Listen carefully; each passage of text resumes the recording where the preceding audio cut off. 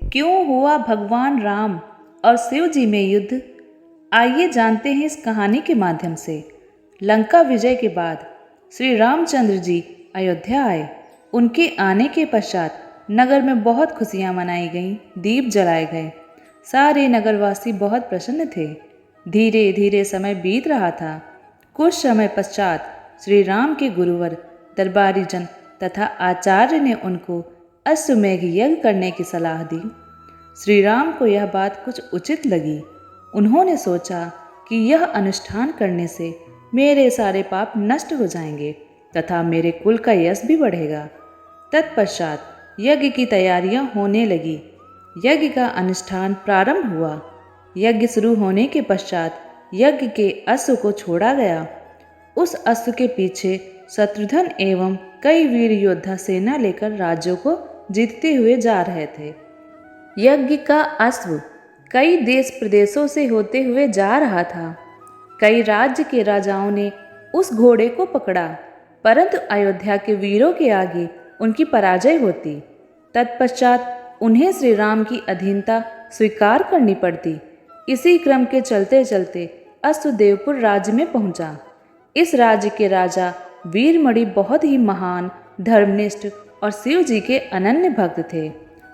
वीरमणि के दो पुत्र थे, रुकमांगद तथा शुभांगद। राजा वीरमणि के भाई वीर सिंह भी एक महान योद्धा थे। वीरमणि ने भगवान शिव की तपस्या करके अपने राज्य को शिव जी के आशीर्वाद से सुरक्षित कर लिया था।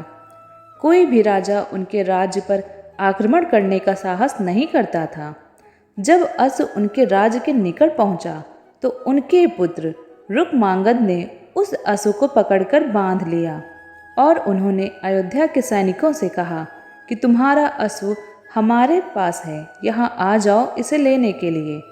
उसके पश्चात जब रुकमांगद ने यह बात अपने पिता से कही तब राजा वीरमणि बहुत चिंतित हुए, क्योंकि श्री राम उनके परम मित्र थे और वह श्री राम से बैर नहीं करना चाहते थे। उन्होंने अपने पुत्र को समझाया कि अयोध्या के सैनिकों को अश्व वापस कर दो, परंतु उनके पुत्र ने कहा कि पिताश्री, मैंने तो उनको युद्ध की चुनौती भी दे दी है, अब तो यह अश्व युद्ध के पश्चात ही उनको दिया जाएगा। राजा ऐसा सुनकर अपने भाई एवं पुत्रों के साथ सेना तैयार करके युद्ध क्षेत्र में जा पहुँचे। उधर जब अयोध्या के सैनिकों ने शत्रुघ्न को यह बात बताई तो शत्रुघ्न अत्यंत क्रोधित हो गए।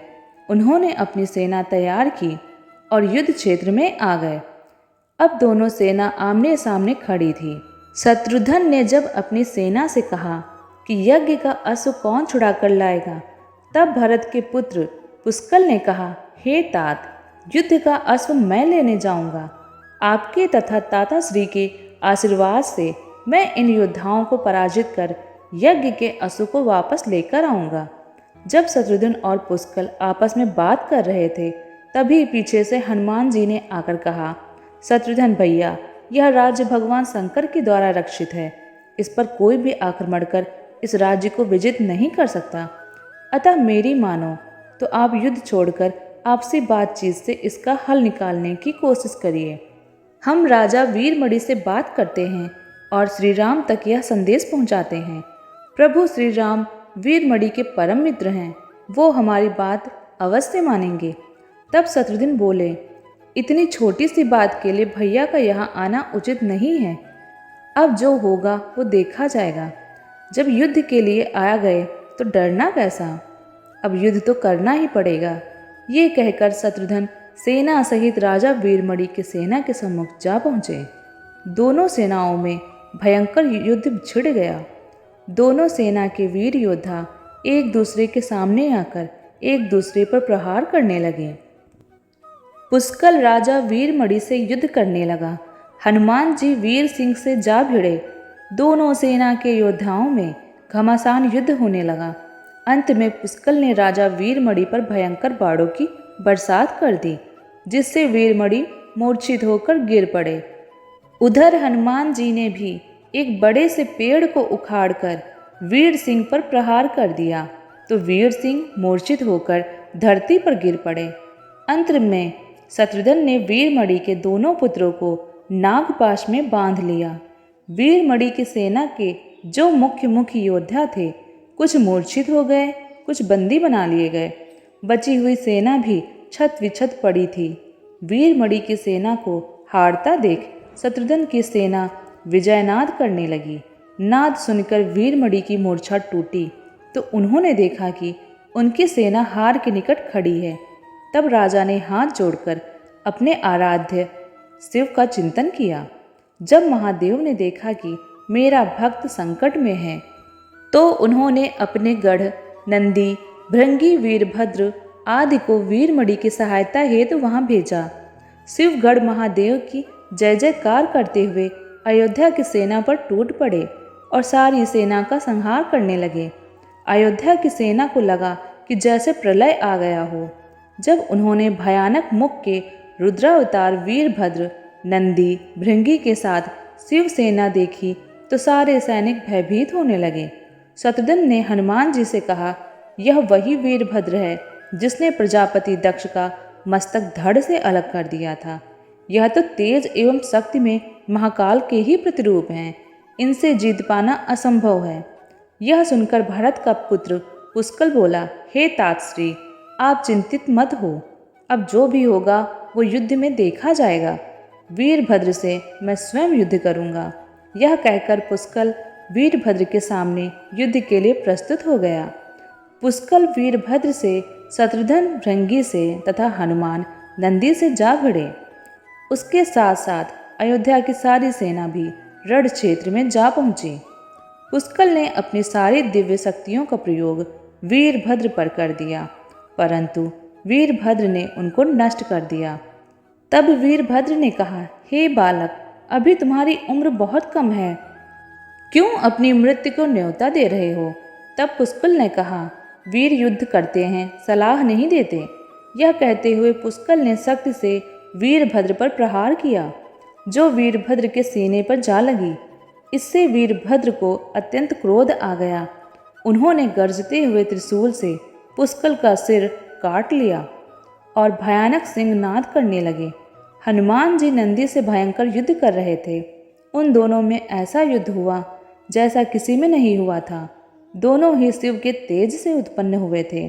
एक भी हार मानने को तैयार न था। बहुत देर तक युद्ध करने के पश्चात नंदी ने शिवास्त्र से हनुमान जी पर प्रहार किया, जिससे हनुमान जी पराभूत हो गए। इस तरह से अयोध्या की सेना हारने लगी। तब हनुमान जी ने शत्रुघ्न से कहा कि हमने आपसे पहले ही कहा था, परंतु आपने नहीं मानी। अब इस संकट का एक ही उपाय है कि हम श्री राम जी को सूचित करें, उनको याद करें। ऐसा सुनते ही शत्रुघ्न, हनुमान और सैनिक सभी मिलकर श्री राम को याद करने लगे। अपने भक्तों के पुकार को सुन श्री राम तत्काल ही वहां पहुंचे। उनके साथ लक्ष्मण तथा भरत भी थे। श्री राम को देखकर सारी सेना में खुशी की लहर दौड़ गई। उनका मनोबल बढ़ा। अब सबको लगने लगा कि हमारी जीत निश्चित है। श्री राम के आ जाने से ऐसा लगा जैसे कि सेना में नए प्राणों का संचार हो गया हो। तब श्री राम ने शत्रुघ्न को मुक्त कराया और लक्ष्मण ने हनुमान को मुक्त कराया। परंतु भरत ने जब देखा कि पुष्कल की मृत्यु हो गई तो वह बहुत दुखी हुए। उनकी आंखों में अश्रु भर आए। पुष्कल को मृत देख श्री राम को क्रोध आ गया। उन्होंने वीरभद्र से कहा कि जिस प्रकार तुमने पुष्कल का वध किया है, उसी प्रकार मैं तुम्हारा अंत करूंगा। ऐसा कहते हुए श्री राम ने शिवगढ़ों की सेना पर धावा बोल दिया। भयंकर युद्ध आरंभ हो गया। राम ने अपने दिव्य शास्त्रों से नंदी, भृंगी एवं वीरभद्र सहित सारी सेना को विदीर्ण कर दिया। श्री राम के प्रताप से जब सारी सेना छत विछत हो गई, तब सारे गढ़ एक साथ शिव का आवाहन करने लगे। इस युद्ध को स्वर्ग से देवता भी देख भयभीत हो रहे थे। जब शिव जी ने देखा कि उनके गढ़ और भक्त दोनों संकट में हैं, तो शिव जी स्वयं वहां पधारे। जब श्री राम ने देखा कि स्वयं महादेव भी युद्ध क्षेत्र में आए हैं, तो उन्होंने अपने अस्त्र को एक तरफ रख दिया और शिव जी को प्रणाम किया। श्री राम ने उनकी स्तुति करते हुए कहा, हे देवों के देव महादेव, हमें यह शक्ति आपके वरदान स्वरूप ही दी गई है। हे प्रभु, आपके प्रताप से ही मैं रावण का वध कर पाया। लंका विजय हेतु आप ही ने मुझे आशीर्वाद दिया था। रामेश्वर की स्थापना आपके कारण ही संभव हो सकी है। मेरी जो भी शक्तियाँ हैं वह आपके आशीर्वाद का ही फल है। हे कृपा निधान, यह अश्वमेघ यज्ञ का आयोजन भी आपकी प्रेरणा से ही हो रहा है। इसलिए हे महादेव, हम पर कृपा करें और इस युद्ध का अंत करें। यह सुनकर भोलेनाथ बोले कि आप स्वयं विष्णु के अवतार हैं और हमारे आपसे युद्ध करने की कोई इच्छा नहीं है, किंतु मैंने अपने भक्तों की रक्षा का वचन दिया है और मैं वचनबद्ध हूँ। मैं युद्ध से विमुख नहीं हो सकता, अतः आप चिंता को त्याग मुझसे युद्ध करें। शिव जी की यह बात सुनी तो राम ने कहा कि हे भोलेनाथ, सब कुछ आपकी ही कृपा और इच्छा से होता है, अतः मैं युद्ध के लिए तैयार हूँ। यह कहकर दोनों में भयंकर युद्ध छिड़ गया। श्री राम ने अपने सारे दिव्य अस्त्रों का प्रयोग भोलेनाथ पर कर दिया, परंतु भोलेनाथ को संतुष्ट ना कर सके। अंत में राम ने पाशुपतास्त्र का संधान किया।